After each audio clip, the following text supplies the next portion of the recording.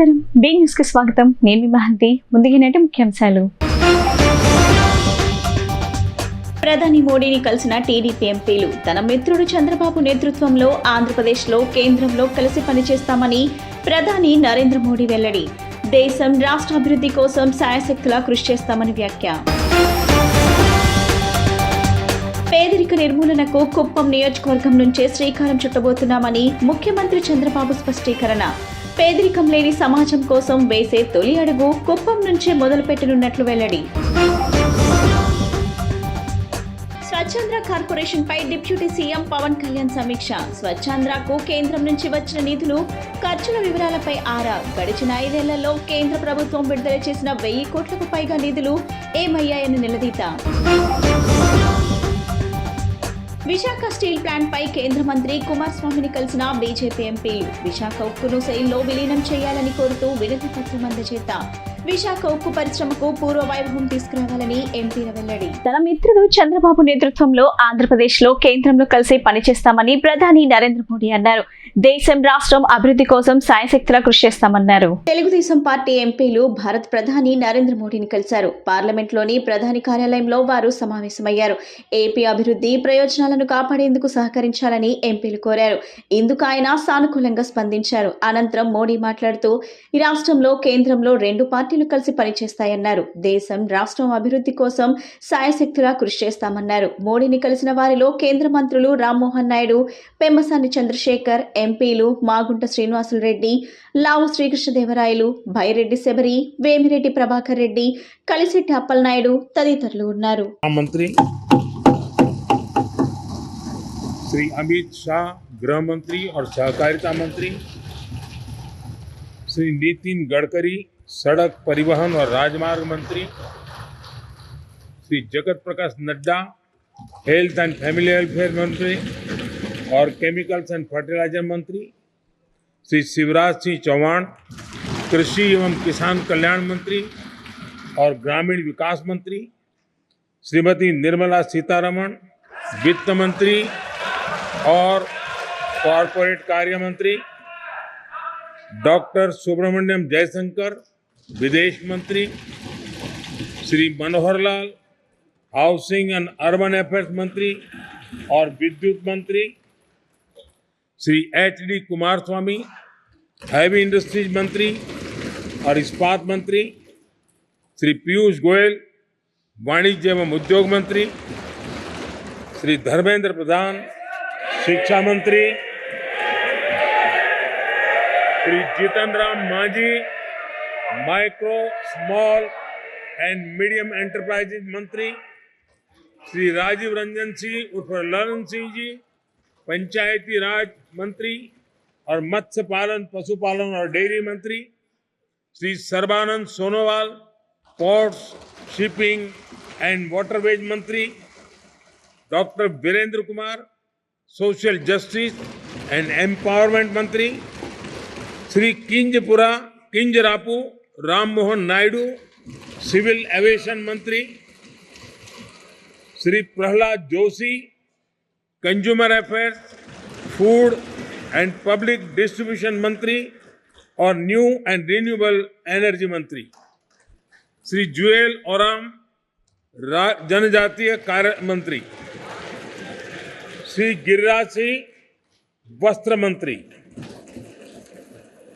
श्री अश्विनी वैष्णव, rail मंत्री, सूचना एवं प्रसारण मंत्री और इलेक्ट्रॉनिक्स एंड इंफॉर्मेशन टेक्नोलॉजी मंत्री श्री ज्योतिरादित्य एम सिंधिया, संचार मंत्री और उत्तर पूर्वी क्षेत्र विकास मंत्री श्री भूपेंद्र यादव, पर्यावरण, वन और जलवायु. పేదరిక నిర్మూలనకు కుప్పం నియోజకవర్గం నుంచే శ్రీకారం చుట్టబోతున్నామని ముఖ్యమంత్రి నారా చంద్రబాబు నాయుడు స్పష్టం చేశారు. పేదరికం లేని సమాజం కోసం వేసే తొలి అడుగు కుప్పం నుంచే మొదలు పెట్టనున్నట్లు తెలిపారు. పేదరికం లేని గ్రామం, పేదరికం లేని మండలం, పేదరికం లేని నియోజకవర్గంగా మున్ముందు కుప్పాన్ని తయారు చేస్తామని హామీ ఇచ్చారు. ఇందుకోసం ఒక ప్రణాళికతో అధికారులు పనిచేయాలని సూచించారు. సింపుల్ గవర్నమెంట్, ఎఫెక్టివ్ గవర్నెన్స్ తన విధానమని అధికారులకు తెలిపారు. గత అడ్మినిస్ట్రేషన్ కు ఇప్పటికీ చాలా వ్యత్యాసం ఉండబోతుందన్నారు. అధికారులు ఫిజికల్, వర్చువల్ పని విధానాలకు సిద్ధపడాలన్నారు. బలవంతపు జన సమీకరణతో పెద్ద సమావేశాలు, భారీ కాన్వాయ్లతో, సైరన్ల మోతతో హంగామాలు తమ ప్రభుత్వంలో ఉండవని స్పష్టం చేశారు. సాయంత్రం 6 గంటల తర్వాత సమావేశాలు వద్దని మంత్రులకు ఇప్పటికే సూచించినట్లు చెప్పారు. అధికారులు కూడా వేగంగా రియాక్ట్ కావాలని, ఎఫెక్టివ్గా కార్యక్రమాలు ఉండాలని సూచించారు.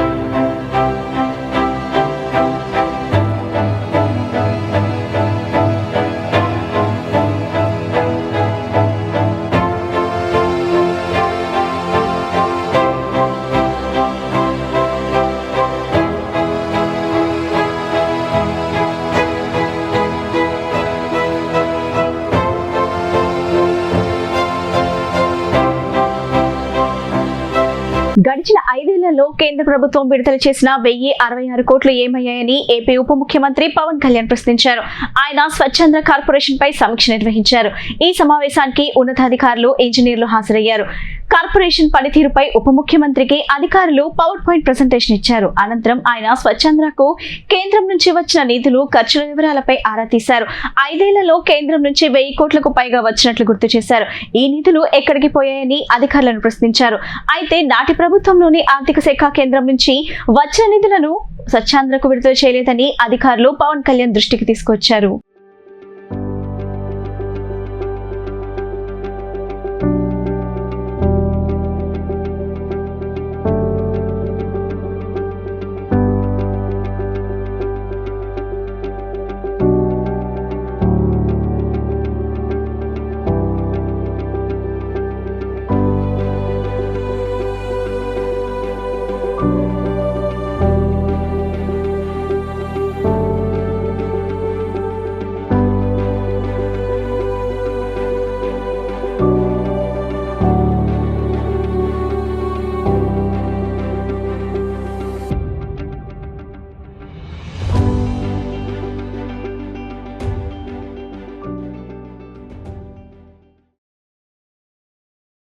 విశాఖ స్టీల్ ప్లాంట్ పై ఏపీ బీజేపీ ఎంపీలు కేంద్ర ఉక్కు భారీ పరిశ్రమల శాఖ మంత్రి కుమారస్వామిని కలిశారు. విశాఖ ఉక్కును సెయిల్లో విలీనం చేయాలని కోరుతూ వినతి పత్రం ఇచ్చారు. విశాఖ ఉక్కు పరిశ్రమకు పూర్వ వైభవం తీసుకురావాలని కోరారు. ఏపీ బీజేపీ అధ్యక్షురాలు పురంధేశ్వరి ఆధ్వర్యంలో వారు కేంద్ర మంత్రిని కలిశారు. విశాఖ ఉక్కును సెయిల్లో విలీనం చేయాలని కోరుతూ వినతి పత్రం ఇచ్చారు. వారి విజ్ఞప్తికి మంత్రి సానుకూలంగా స్పందించారు. ఈ సందర్భంగా స్టీల్ ప్లాంట్ ను లాభాల బాట పట్టించే అంశాలపై కేంద్ర మంత్రితో వీరు చర్చించారు. ఇందుకు సంబంధించిన ప్రణాళికను వివరించారు. విశాఖ ఉక్కు పరిశ్రమకు పూర్వ వైభవం తీసుకురావాలని కోరారు. బీజేపీ ఎంపీల విజ్ఞప్తికి సానుకూలంగా స్పందించిన కేంద్ర మంత్రి కుమారస్వామి మరోసారి సమావేశమవుతామని తెలిపారు. కేంద్ర మంత్రిని కలిసిన వారిలో కేంద్ర మంత్రి శ్రీనివాస్ వర్మ, అనకాపల్లి ఎంపీ సీఎం రమేష్ తదితరులు ఉన్నారు. ఇకపై ఉపాధ్యాయ బదిలీలు పారదర్శకంగా జరగాలని రాష్ట్ర విద్య, ఐటీ, ఎలక్ట్రానిక్స్ శాఖల మంత్రి నారా లోకేష్ అధికారులను ఆదేశించారు. గతంలో మాదిరి రాజకీయ ఒత్తిళ్లకు తావు లేకుండా విధి విధానాలను రూపొందించాలని, ఈ విషయంలో ఉపాధ్యాయ సంఘాలు సలహాలు, సూచనలు పరిగణలోకి తీసుకోవాలని సూచించారు. పాఠశాల విద్యలో చేపట్టాల్సిన మార్పులు, ప్రమాణాల మెరుగుదలకు తీసుకోవాల్సిన చర్యలపై పాఠశాల విద్య ఉన్నతాధికారులతో సచివాలయంలో ఆయన సమీక్ష నిర్వహించారు. ఉపాధ్యాయుల బదిలీల విషయంలో గతంలో మాదిరి రాజకీయ ఒత్తిళ్లకు తావు లేకుండా విధి విధానాలను రూపొందించాలని కమిషనర్ను ఆదేశించారు. ఈ విషయంలో ఉపాధ్యాయ సంఘాల సలహాలు, సూచనలను పరిగణలోకి తీసుకోవాలన్నారు. ఉపాధ్యాయులకు బోధనేతర పనులు, అనవసరమైన యాప్ల భారాన్ని తగ్గించి పూర్తిస్థాయి బోధనపై దృష్టి సారించేలా చర్యలు తీసుకోవాలన్నారు. పాఠశాలలో మౌలిక సదుపాయాల కల్పనకు సంబంధించి పేరెంట్స్ కమిటీలను భాగస్వామ్యులను చేసే అంశాన్ని పరిశీలించాలని సూచించారు. రాబోయే సమీక్షలో మూసివేసిన పాఠశాలలకు సంబంధించిన పూర్తి వివరాలను సమర్పించాలని ఆదేశించారు. మధ్యాహ్న భోజన పథకంలో భాగంగా విద్యార్థులకు నాణ్యమైన భోజనం అందించేందుకు తీసుకోవాల్సిన చర్యలపై పలు సూచనలు చేశారు. పాఠశాలలో పూర్తిస్థాయి మౌలిక సదుపాయాల కల్పనకు సంబంధించి ఎన్ని నిధులు అవసరమవుతాయనే అంశంపై అధికారులను ఆరా తీశారు. గత 5 ఏళ్లలో ప్రభుత్వ పాఠశాలల నుంచి ప్రైవేట్ పాఠశాలలకు పెద్ద ఎత్తున విద్యార్థులు బదిలీ కావడానికి గల కారణాలను అన్వేషించి సమగ్ర నివేదిక అందించాలని ఆదేశించారు. చిల్డ్రన్ లెర్నింగ్ అవుట్కమ్స్, విద్యా ప్రమాణాల పెంపునకు ఏ విధమైన చర్యలు తీసుకోవాలనే అంశంపై సమగ్రంగా చర్చించారు. విద్యా ప్రమాణాల పెంపునకు దేశంలో అత్యుత్తమ విధానాలు ఎక్కడ అమలవుతున్నాయో అధ్యయనం చేసి నివేదిక ఇవ్వాలన్నారు. ఈ సందర్భంగా జర్మనీ, ఆస్ట్రియాతో పాటు పలు అభివృద్ధి చెందిన దేశాల విద్యా వ్యవస్థలను మంత్రి ప్రస్తావించారు. ఆంధ్రప్రదేశ్లోని తమ పార్టీ కార్యాలయాలను కూల్చబోతున్నారని వైఎస్ఆర్ కాంగ్రెస్ పార్టీ రాష్ట్ర హైకోర్టులో లంచ్ మోషన్ పిటిషన్ దాఖలు చేసింది. కార్యాలయాల కూల్చివేతకు రంగం సిద్ధమైందని పిటిషనర్ తరపు న్యాయవాదులు పేర్కొన్నారు. అయితే తాము ఇప్పటికిప్పుడు కూల్చివేయబోవడం లేదని ప్రభుత్వం తరపు న్యాయవాది తెలిపారు. ప్రభుత్వం నుంచి ఉత్తర్వులు వచ్చాక కోర్టుకు సమర్పిస్తామన్నారు. అనుమతులు లేకుండా నిర్మించిన కార్యాలయాలకు మాత్రమే నోటీసులు ఇచ్చినట్లు కోర్టు దృష్టికి తీసుకొచ్చారు. కోర్టు విచారణను గురువారానికి వాయిదా వేసింది. ఏపీ అసెంబ్లీ ఎన్నికల సమయంలో ఈవీఎం పగలగొట్టిన మాచర్ల వైసీపీ మాజీ ఎమ్మెల్యే పిన్నెల్లి రామకృష్ణారెడ్డి అరెస్ట్ అయ్యారు. అరెస్ట్ నుంచి ఉపశమనం కల్పించాలంటూ ఆయన దాఖలు చేసిన పిటిషన్లను ఏపీ హైకోర్టు తోసిపుచ్చడంతో పోలీసులు రంగంలోకి దిగి ఆయన్ను అదుపులోకి తీసుకున్నారు. మాచర్లలో అతన్ని అరెస్ట్ చేసి ఎస్సీ కార్యాలయానికి తరలించారు. అంతకుముందు ఏపీ హైకోర్టులో పిన్నెల్లి బెయిల్ పిటిషన్లపై వాదనలు జరగగా కోర్టు బెయిల్ ఆదేశాలను రద్దు చేసింది. కోర్టు నుంచి ఆదేశాలు రావడంతో పోలీసులు వెంటనే మాజీ ఎమ్మెల్యేను అరెస్ట్ చేశారు.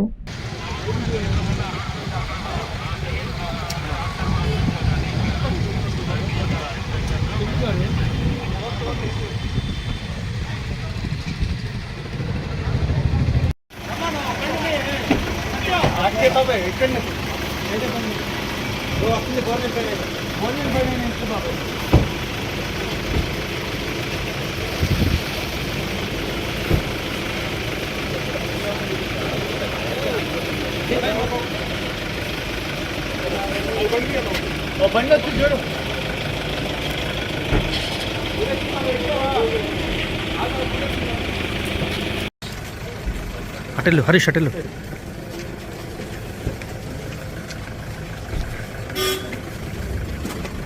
అక్కే బాబాయ్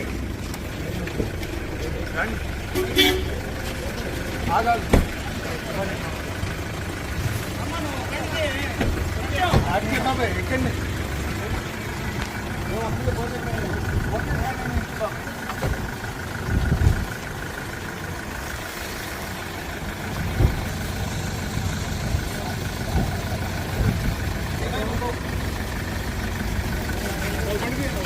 బండి చూడు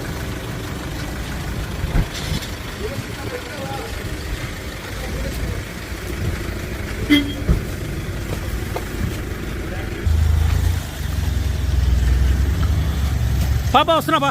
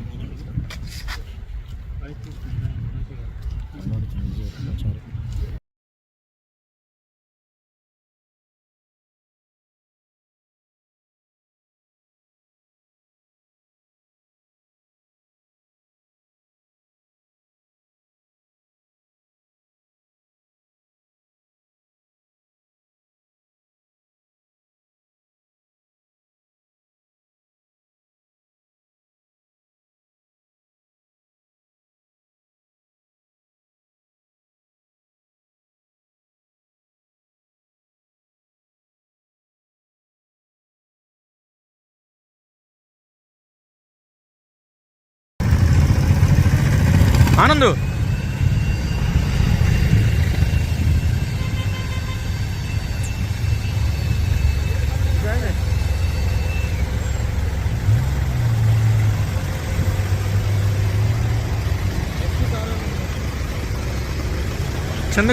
చందు గారు ప్లీజ్ చందు గారు ఒకసారి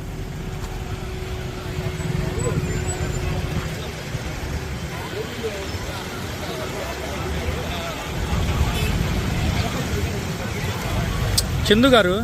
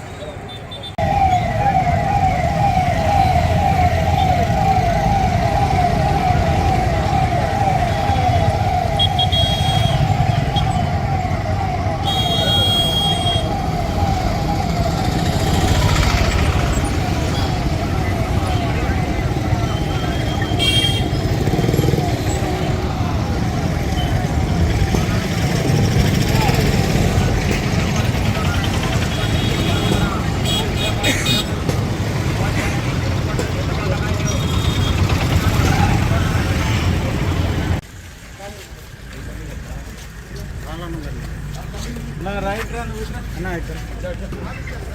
आप इसके आगे इसके हाँ इसके ऑलरेडी उन्नाరు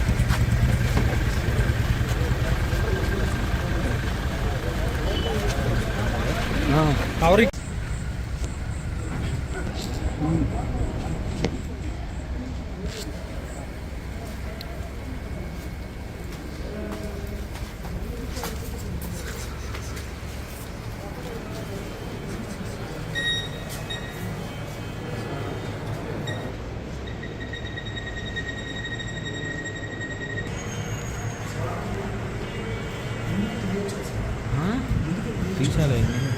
గంజాయి, డ్రగ్స్, క్రికెట్ బెట్టింగ్ వంటి వాటితో యువత దారి తప్పుతున్నారని, వాటిపై కఠిన చర్యలు తీసుకోవాలంటూ Janasena party central Andhra zone convener Bharathi Shankar demand చేశారు. గంజాయి, డ్రగ్స్ బెట్టింగ్లకు తోడు స్పా ముసుగులో వ్యభిచారం, గుట్కాల విక్రయం, అక్రమ మద్యం కూడా యథేచ్ఛగా వైసీపీ నాయకుల కనుసన్నల్లోనే సాగిందని ఆరోపణలు గుప్పించారు. ఆంధ్రప్రదేశ్ డీజీపీ ద్వారకా తిరుమలరావును ఆయన ఆఫీసులో కలిసి ఫిర్యాదు అందజేశారు. ఈ సందర్భంగా శంకర్ మాట్లాడుతూ గంజాయి, డ్రగ్స్ బెట్టింగ్లకు తోడు స్పా ముసుగులో వ్యభిచారం, గుట్కాల విక్రయం, అక్రమ మద్యం కూడా యథేచ్ఛగా వైసీపీ నాయకుల కనుసన్నల్లోనే సాగిందని అన్నారు.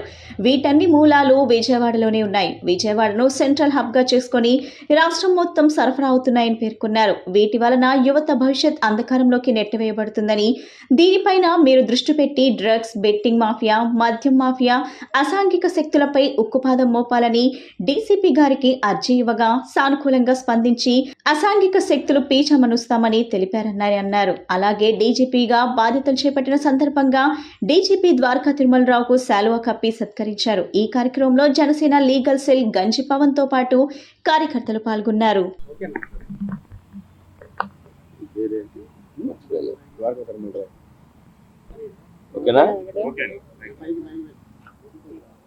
ఈరోజు ఆంధ్రప్రదేశ్ డీజీపీ గారిని మర్యాదపూర్వకంగా కలిసి శుభాకాంక్షలు తెలియజేయడం జరిగింది. అలాగే ఈ రాష్ట్రంలో, ఈ విజయవాడ నగరంలో డ్రగ్స్ మాఫియా, గంజాయి మాఫియా, అలా స్పా ముసుగులో వ్యభిచారం, అట్లాగే అక్రమ మద్యం, అక్రమ గుట్కా, ఈ వ్యాపారాలన్నీ కూడా గత ప్రభుత్వం కనుసన్నల్లోనే గత ప్రభుత్వం అధికారులు, ప్రజాప్రతినిధులు, విజయవాడ నగరంలో ప్రజాప్రతినిధులు అందరూ కూడా ఈ గంజాయి వ్యాపారం చేసి యువతని సర్వనాశనం చేశారు. అట్లాగే డ్రగ్స్కు బానిస చేశారు, గంజాయికి బానిస చేశారు, చీపు మంది అమ్మి యువతను పాడు చేశారు. ఎంతోమంది ప్రాణాలు పోయినాయి. కాబట్టి ఈరోజు డీజీపీ గారిని కలిసి వివరంగా ఒక మెమోరాండం ద్వారా ఈ గంజాయి ఎక్కడి నుంచి సప్లై అవుతుంది, ఈ మూలాలు ఎక్కడ, అవన్నీ కూడా పరిశీలించి వారందరినీ కూడా తగిన చర్యలు తీసుకోవాలని, ఇక ఎప్పుడు కూడా ఈ విజయవాడ నగరం కానీ ఈ రాష్ట్రంలో కూడా కానీ గంజాయి ఎక్కడ అమ్మకూడదు, గంజాయి దొరికితే కఠిన చర్యలు తీసుకోవాలని. ఎందుకంటే రాష్ట్ర ముఖ్యమంత్రి గారు కానీ రాష్ట్ర ఉప ముఖ్యమంత్రి పవన్ కళ్యాణ్ గారు కానీ చంద్రబాబు గారు కానీ దీని మీద ప్రత్యేక దృష్టి పెట్టి చర్యలు తీసుకోమని ఆ రోజు డీజీపీ గారిని కోరడం జరిగింది. పోలీస్ శాఖకు చెప్పారు. అలాగే మన హోంశాఖ మంత్రివర్యులు అనిత గారికి కూడా ఆదేశాలు జారీ చేశారు. కాబట్టి ఇక ఈ గంజాయి ఎవరైనా తాగిన వాళ్ళు ఉన్నా, ఈ డ్రగ్స్ మాఫియా ఉన్నా ఈ రాష్ట్రం వదిలి పారిపోవాలని కూడా మీ ద్వారా నేను హెచ్చరిస్తున్నా. ఈ రాష్ట్రం సస్యశ్యామలంగా ఉండాలని ముఖ్యమంత్రి గారు పవన్ కళ్యాణ్ గారు ఇద్దరు కూడా రాష్ట్రం బాగుండాలని కోరుకుంటారే తప్పితే ఈ గంజాయి ముఠాన్ని ఎవరిని కూడా ఈ రాష్ట్రం నుంచి తరిమేయాలని కూడా కోరుకుంటున్నారు. ఆంధ్రప్రదేశ్ 10వ తరగతి సప్లిమెంటరీ పరీక్ష ఫలితాలు విడుదలయ్యాయి. మంత్రి నారా లోకేష్ బుధవారం సాయంత్రం వీటిని విడుదల చేశారు. పాస్ అయిన విద్యార్థులకు ఆయన శుభాకాంక్షలు తెలిపారు. మే 24వ తేదీ నుంచి జూన్ 3వ తేదీ వరకు 10వ తరగతి సప్లిమెంటరీ పరీక్షలు జరిగాయి. విద్యార్థులు తమ ఫలితాలను అధికారిక వెబ్సైట్ లో bse.ap.government.in ఫలితాల కోసం ఇక్కడ చూసుకోవచ్చు. తమ hall ticket number, date of birth enter చేసి ఫలితాలను పొందవచ్చు. జనరల్ కేటగిరీతో పాటు ఒకేషనల్ ఫలితాలు కూడా విడుదల చేశారు. సప్లిమెంటరీ పరీక్షల కోసం 1.6 లక్షల మంది విద్యార్థులు దరఖాస్తు చేసుకున్నారు.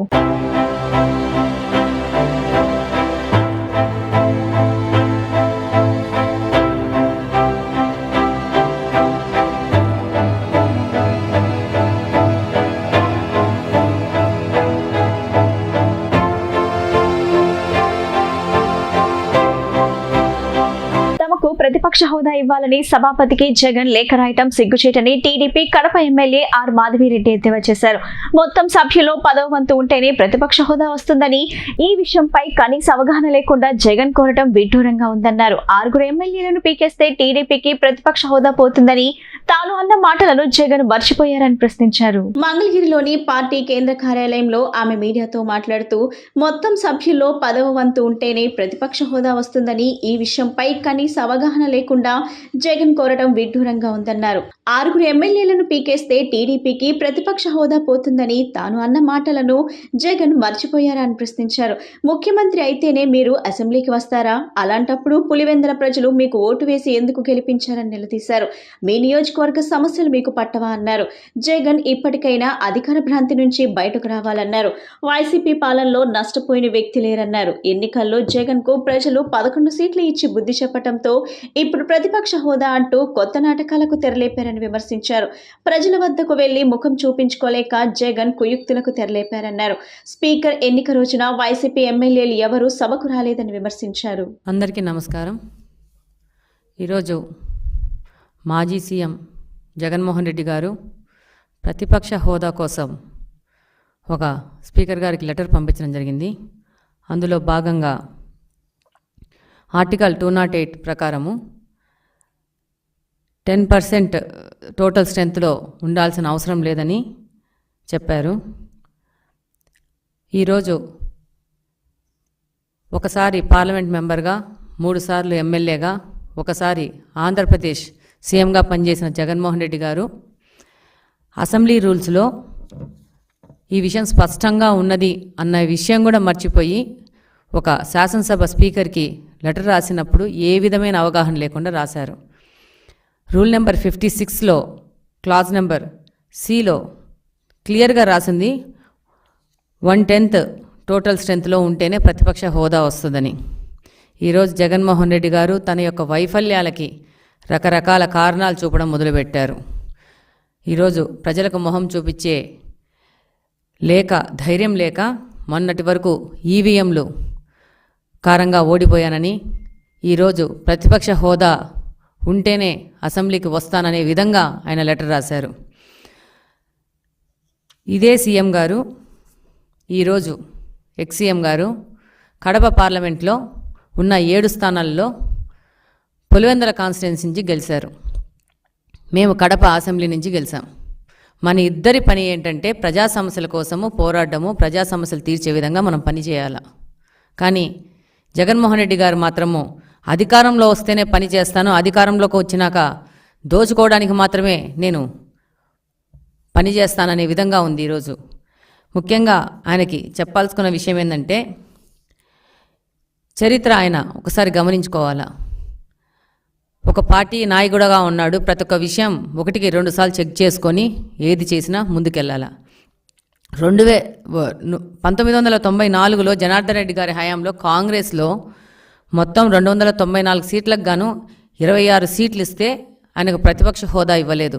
అలాగనే ప్రమాణ స్వీకారంలో ఆయనను ఆల్ఫాబెటికల్ ఆర్డర్లోనే పిలిచారు. కానీ తెలుగుదేశం పార్టీ యొక్క గొప్పతనం ఏంటంటే, ఈసారి జగన్మోహన్ రెడ్డి గారికి 11 సీట్లు వస్తే ఆయనని మంత్రులైన వెంటనే ఆల్ఫాబెటికల్ ఆర్డర్ లేకుండా ముందుకు తీసుకుపోవడం జరిగింది. అలాగనే 14 నుంచి 19 వరకు పార్లమెంట్లో కాంగ్రెస్కి 44 సీట్లు, ఒకసారి 52 సీట్లు వస్తే మొత్తం 1/10 ప్రకారము 54 రావాల్సి ఉంటే కూడా ప్రతిపక్ష హోదా ఇవ్వలేదు. ఇది భారత రాజ్యాంగం ప్రకారం ఉన్న రూల్.